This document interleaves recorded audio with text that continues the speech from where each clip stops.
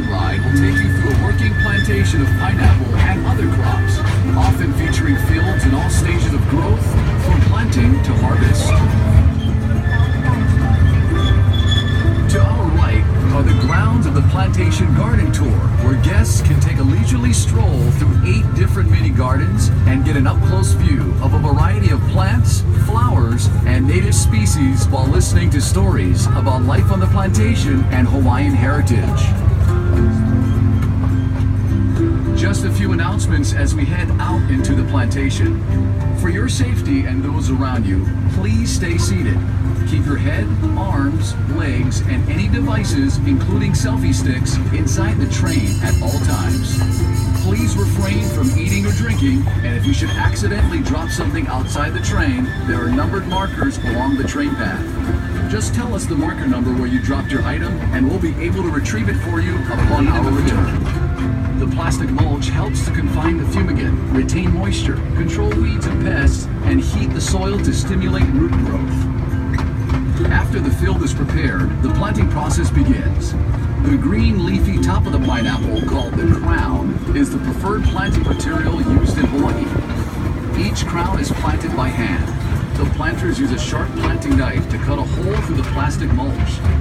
They then place the bottom of the crown directly into the hole. A skilled planter can plant roughly 10,000 pineapples a day, or nearly half an acre. To irrigate the fields, a tube is placed between the rows of pineapple. When water is needed, it is dripped from the tubes directly onto the root.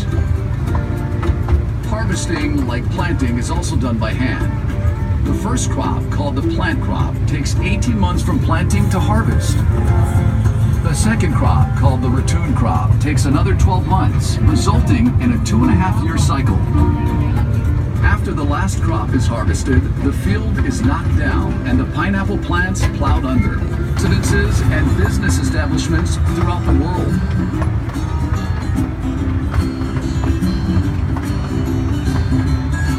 Chocolate lovers, this crop on our left is for you. This is a field of cacao trees.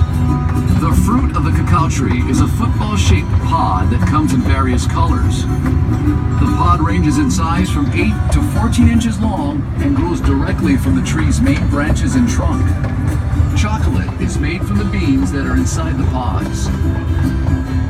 If the pods aren't visible, look for the trees with long green leaves. Those are the cacao trees. A variety of other trees border the cacao field, which help to shield the cacao trees from excessive wind and sun. Cacao trees flourish in humid tropical regions in a narrow band 10 degrees above and below the equator. The Hawaiian Islands, at 21 degrees north, are one of the few exceptions with unique microclimates that promote the exceptionally deep, complex flavors in the chocolate. Hawaii's chocolate industry is relatively new, but is quickly establishing itself as a source for some of the best and rarest chocolates in the world. A few miles north of Dole Plantation is the Waialua Estate Cacao Farm, run by Dole Food Company. The rich volcanic soil and excellent growing conditions in this area, combined with high-quality chocolate-making practices, have allowed Waialua Estate to become the undisputed leader and producer of the best chocolate in Hawaii. If you haven't done so already, we encourage you to visit the Waialua Estate chocolate display area inside the Dole Plantation store. In addition to showcasing a delicious assortment of world-class chocolates, we also conduct a free demonstration on how chocolate is produced from bean to bar. If you haven't noticed, there's a large reservoir out here. It's called the Tanana Reservoir and was constructed in the early 1900s. The reservoir holds roughly 155 million gallons of water and is used to irrigate the pineapple fields and other agricultural crops in this area.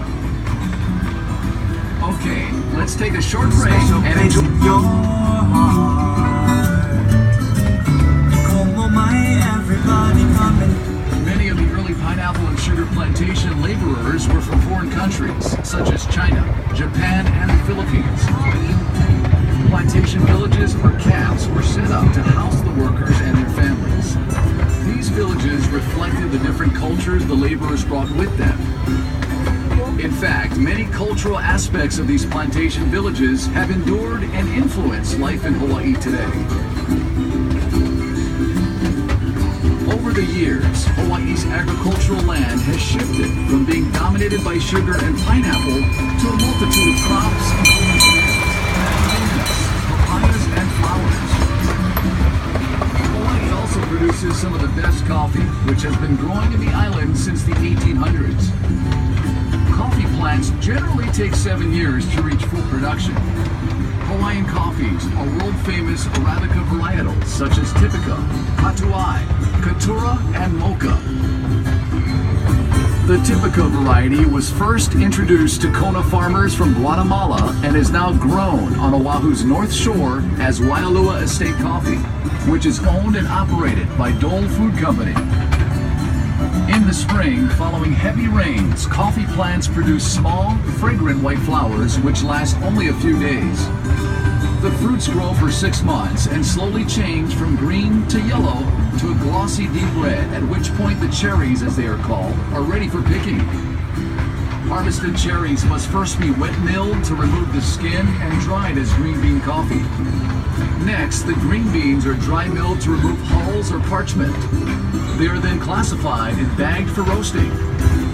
Try a cup of fresh brewed Waialua Estate coffee inside the Dole Plantation store and taste the difference. Then take home a bag or two. Aloha! We're Manoa DNA! Don't forget to check out our exclusive album in the gift center.